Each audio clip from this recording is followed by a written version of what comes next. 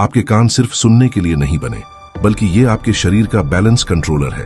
अगर आपके कान एक सेकंड के लिए भी फेल हो जाए तो आप खड़े खड़े गिर सकते हैं और आपको समझ भी नहीं आएगा कि हुआ क्या। देखो, हम सोचते हैं कान का काम सिर्फ आवाज सुनना है, लेकिन सच ये है कि कान के अंदर आपके शरीर का बैलेंस कंट्रोल सिस्टम होता है, जिसे कहते हैं वेस्टिब्यूलर सिस्टम। ये सिस्टम डिसाइड करता है कि आप सीधे खड़े रहो या गिरो, आप घूम रहे हो या स्थिर हो, और आपकी आंखें जो देख रही हैं वो सच है या भ्रम। कान के अंदर 3 कर्व्ड टनल्स होते हैं, जिन्हें कहते हैं सेमी सर्कुलर कैनाल्स। इनके अंदर भरा होता है एक खास लिक्विड। जैसे ही आप सिर हिलाते हो, ये लिक्विड भी हिलता है और ब्रेन को सिग्नल भेजता है कि आप किस डायरेक्शन में हो। अब यहाँ माइंड ब्लोइंग पार्ट सुनो।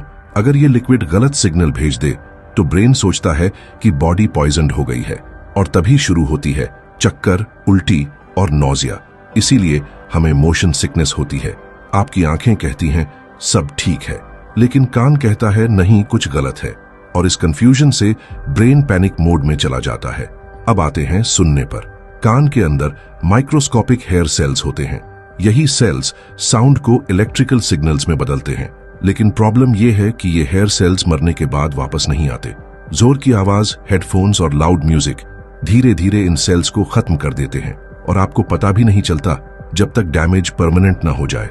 और सबसे डरावनी बात, अगर इनर ईयर पूरी तरह फेल हो जाए तो इंसान चल नहीं सकता, खड़ा नहीं रह सकता और कई बार बेहोश भी हो सकता है।